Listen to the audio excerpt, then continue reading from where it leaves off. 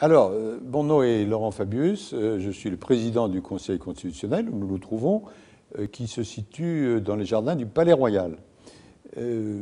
Bon, j'ai étudié le droit, la littérature, l'économie.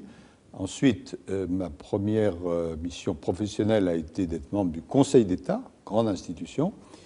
Et puis, ensuite, j'ai eu différents postes d'élus, à la fois au niveau local et puis au niveau national. J'ai été ministre, Premier ministre, président de l'Assemblée nationale, et en 2016, le président de la République de l'époque m'a nommé président du Conseil constitutionnel, ce que je suis maintenant, et je suis président du Conseil constitutionnel pour 9 années. Alors, qu'est-ce que c'est que le Conseil constitutionnel? Contrairement à son titre, il ne donne aucun conseil. Il prend des décisions. Et l'essentiel de ces décisions porte sur le respect de la Constitution. La Constitution, c'est ce qui se situe au plus haut niveau de nos normes juridiques, et il faut en particulier que les lois soient conformes à la Constitution. Alors, les parlementaires, bien évidemment, votent des lois, mais il y a un contrôle pour savoir si ces lois sont, oui ou non, conformes à la Constitution. Nous pouvons être saisis soit par le président de la République, le Premier ministre, les présidents des assemblées, ou 60 députés ou 60 sénateurs, quand la loi a été votée et avant qu'elle soit promulguée. Donc là, on peut nous saisir.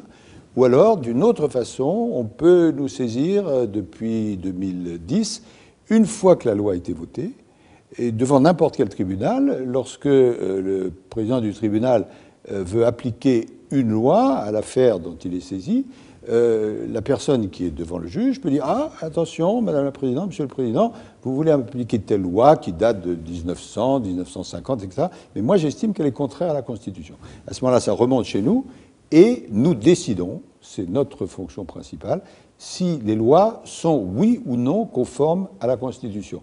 Si nous estimons qu'elles sont conformes à la Constitution, très bien. Si nous estimons qu'elles sont non conformes à la Constitution, nous annulons les lois. Ce qui est évidemment une responsabilité énorme. Et à ce moment-là, la loi est définitivement annulée. Donc nous sommes, pour parler simplement, les juges suprêmes de la constitutionnalité des lois. Alors l'état de droit, c'est un concept dont on parle beaucoup. Qu'est-ce que c'est? C'est le respect d'un certain nombre de principes. Alors, par exemple, le principe de la séparation entre le pouvoir exécutif, le pouvoir législatif, le pouvoir judiciaire. C'est une notion qui remonte à Montesquieu, mais l'état de droit n'est pas assuré dans un pays s'il n'y a pas cette séparation entre les différents pouvoirs.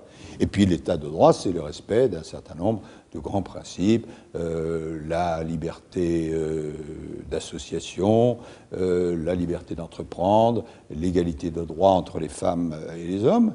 Et une démocratie véritable doit respecter l'état de droit.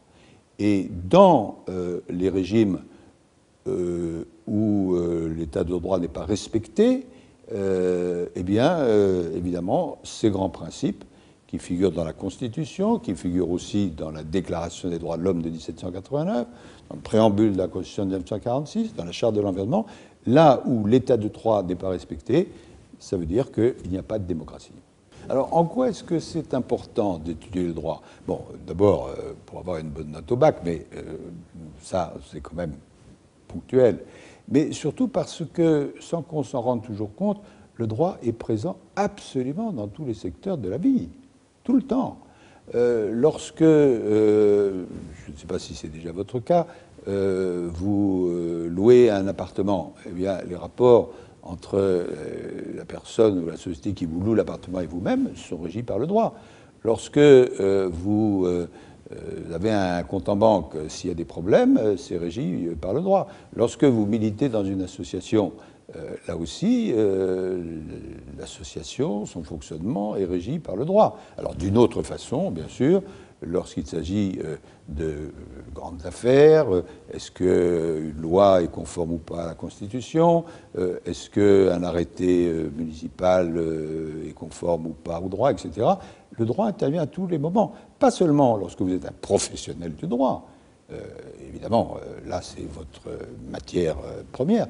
Mais si on veut être un citoyen plein et entier, il faut bien connaître le droit. Et moi, je pense personnellement, mais c'est une opinion personnelle, que le droit et la philosophie devraient être vraiment des matières absolument transversales. La philosophie, parce que ça vous donne un certain regard critique sur le monde, la société, et le droit, parce que c'est vraiment un passeport pour les libertés.